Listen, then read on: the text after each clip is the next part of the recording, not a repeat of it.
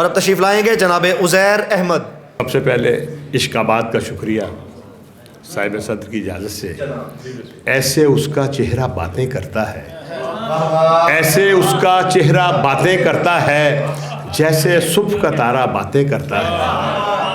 ऐसे उसका चेहरा बातें करता है जैसे सुबह का तारा बातें करता है। जब भी उसके पहलू में आ बैठता हूँ, जब भी उसके पहलू में आ बैठता हूँ, घंटों मुझसे दरिया बातें करता है।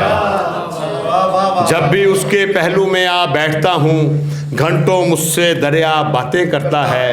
पिछली रात को शहर की सूनी गलियों में, पिछली रात को शहर की सूनी गलियों में कहते हैं एक साया बातें करता है।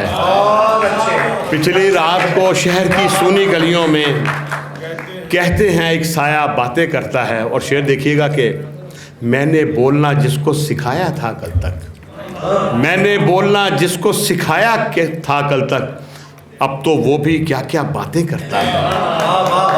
मैंने बोलना जिसको सिखाया था कल तक, अब तो वो भी क्या क्या बातें करता है।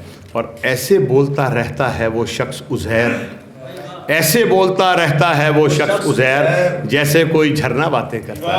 बहुत शुक्रिया।